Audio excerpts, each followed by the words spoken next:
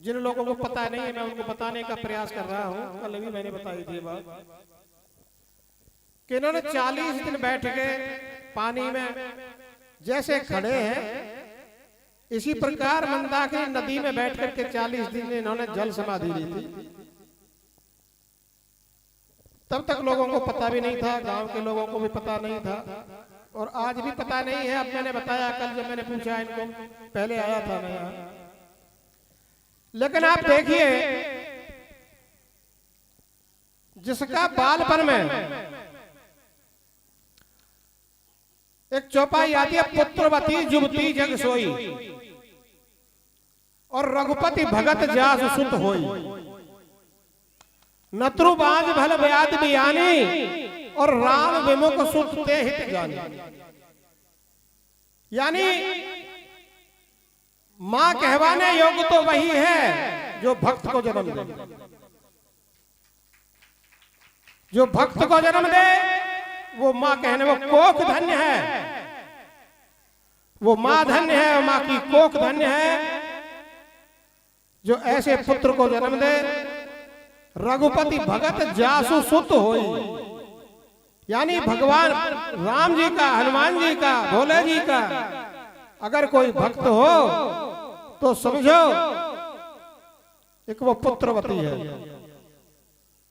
नत्रु बांझ भल बात बियानी, हालांकि बियाना शब्द पशुओं के लिए आता है, मनुष्यों के लिए नहीं आता। लेकिन गोस्वामी तुलसीदास जी ने यह बात कह दी कि जिनकी कोख से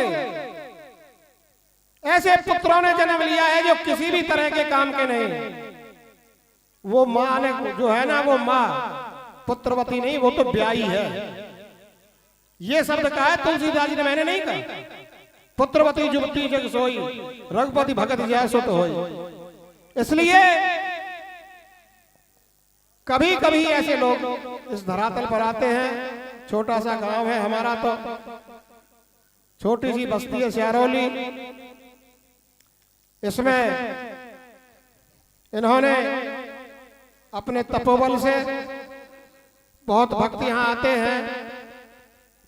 कई भक्तों का मेरे सामने भी मतलब कई जिक्र हुआ है कह जी सरपंच साहब आपके गांव में कोई भगत जी है, कहाँ है? तो अपनी अपनी बात बताते हैं वो। मैंने भाई जाओ, जरूर है। और आप लोगों ने भी देखा होगा, बलिया बेटा देवेंद्र में नहीं है, बल होता है भक्ति में, बल इनकी भक्ति में है।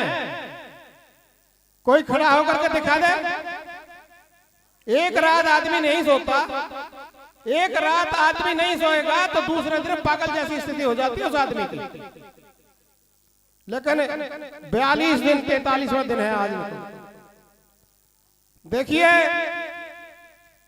ये जो तपस्या है ये कोई बच्चों का खेल नहीं है। देखिए बच्चों का खेल है। 40 दिन पानी में बैठना, 40 दिन मतलब अब जो है मतलब हो गए इनको 42 दिन, और इनसे पहले भी इन्होंने धूनी तपी है।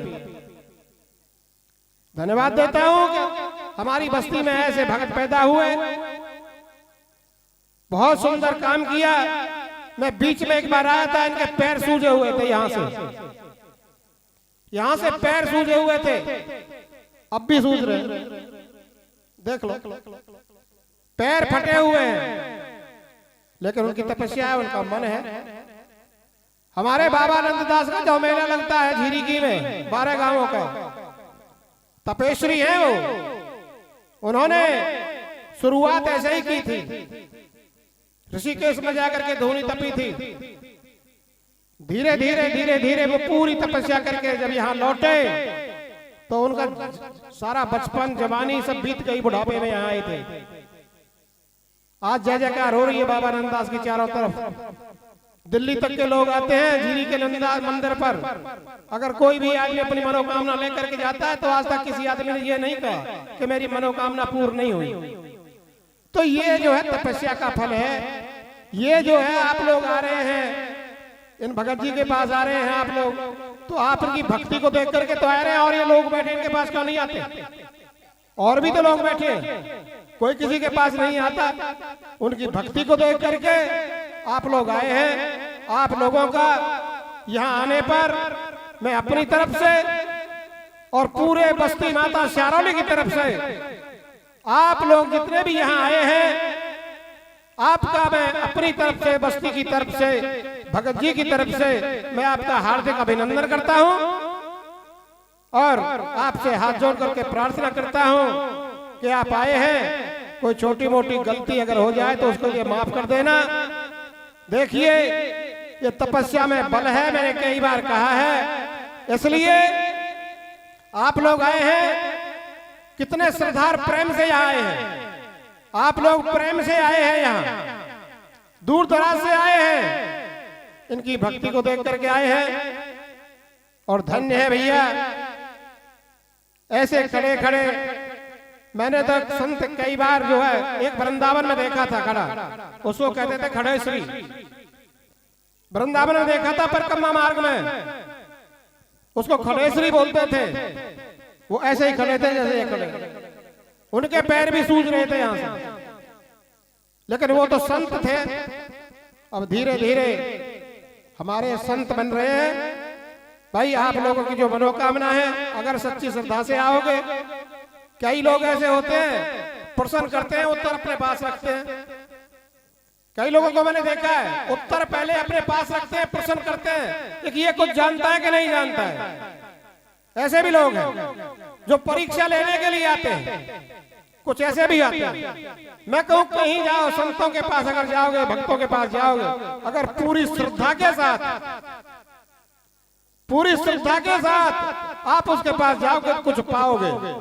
अगर उसकी परीक्षा लेने के लिए जाओगे तुम क्या परीक्षा लोगे?